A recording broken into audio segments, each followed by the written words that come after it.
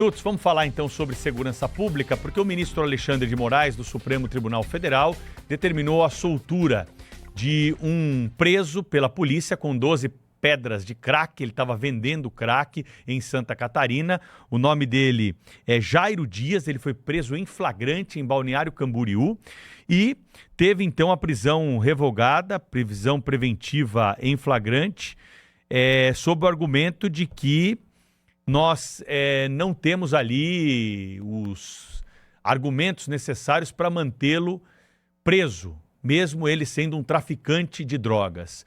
Foi assim, né, Cláudio, que alguns países que hoje não têm um problema crônico de segurança pública resolveram a questão da segurança pública da sua região, justamente não permitindo tolerância para nenhum tipo de crime, para qualquer tipo de situação, colocando na cadeia traficante de droga que está aí acabando com a família de vítimas, de viciados, pessoas que dependem desses traficantes para ter acesso ao entorpecente. Cláudio.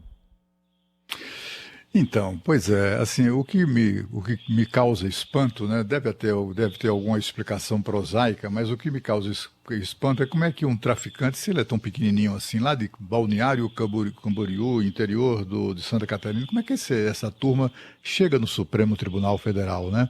Certamente não foi contratando um escritório de advocacia por 130 milhões de reais. Como é que eles chegam? E mais do que isso, né, o triunfo desse entendimento de que, olha, é um crimezinho, né?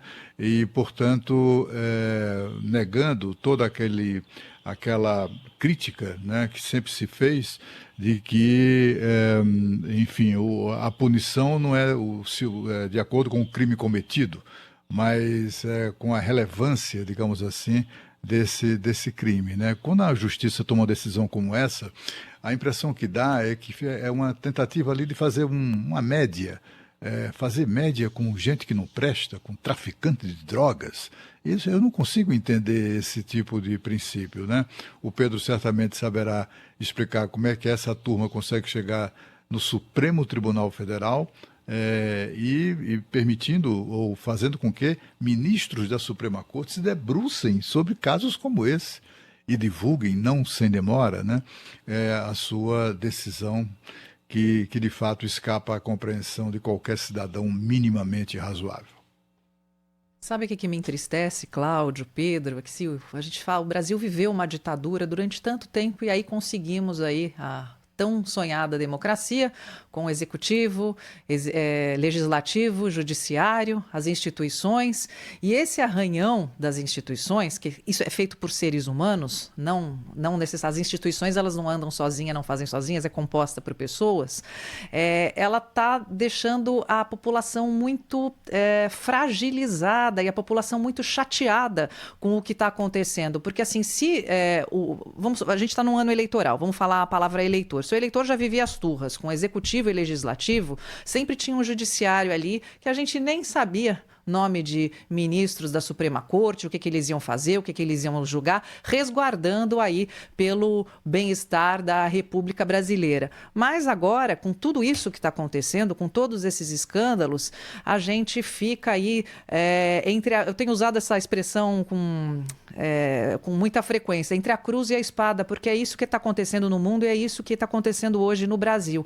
É realmente assim, mais do que chocada, eu fico muito entristecida, porque o brasileiro ele tem que lutar sim pela democracia, pelo direito ao voto, e não pode entrar nesse jogo de poder que tem acontecido ultimamente no nosso país. É uma sensação, viu, Cláudio, Sônia, quem está nos acompanhando, de que o crime está vencendo. A cada notícia dessa dimensão que nós temos. Na semana passada, a gente falava aqui sobre uma delegada de polícia que foi presa depois de ser empossada em São Paulo por ligação com o crime organizado. Ela tinha uma ligação pessoal, namorava um integrante do PCC e depois uma ligação profissional porque estava exercendo advocacia administrativa, né? Um crime que também está previsto no nosso ordenamento jurídico. É um sinal claro, né, de que o crime organizado está próximo de dominar alguns ramos da administração pública, da esfera judicial. cada exemplo que a gente tem de operações da polícia que identificam o crime lavando dinheiro com negócios lícitos, a infiltração de agentes em carreiras como a de delegada de polícia, imagina o que ela não conseguiria fazer, né, com a caneta de delegada de polícia, com a força que há estatal para reprimir o crime dentro da corporação. Ela foi financiada pelo crime organizado nos seus estudos. Ela foi financiada na sua formação pelo crime organizado para adentrar a instituição e lá de dentro comandar algumas ordens do crime. Felizmente, nesse caso, ainda que de forma tardia, né, porque deveria ter sido identificada antes desse processo todo, ela chegou a receber o distintivo de delegado. E o maior escárnio, né, o maior sintoma de que nós temos que enfrentar com mais vigor essas questões relacionadas à segurança pública é que o namorado bandido foi à cerimônia no Palácio dos Bandeirantes acompanhar in loco a retirada do diploma, do distintivo da, então, delegada de polícia. Então, são notícias, viu, Cláudio, que mostram que o crime está vencendo. Exatamente. O crime acaba ali, está acontecendo no Brasil o que acontece há décadas no Rio de Janeiro, né? O crime ali se espalhando e se entranhando ali na sociedade, né? Esse cuidado das organizações de segurança pública deveria ser redobrado.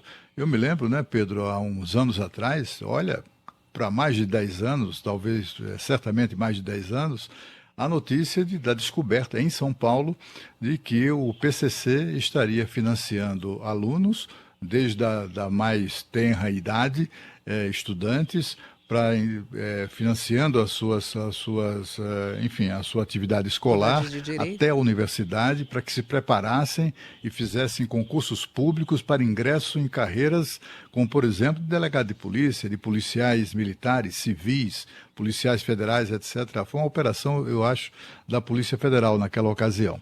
E a partir dali, de vez em quando, tinha uma notícia de que a Polícia Militar de São Paulo, ou desse ou daquele estado, descobriu que entre os inscritos estavam pessoas sob suspeita de ligações com o crime organizado. Essas pessoas eram excluídas do processo seletivo, etc. e tal.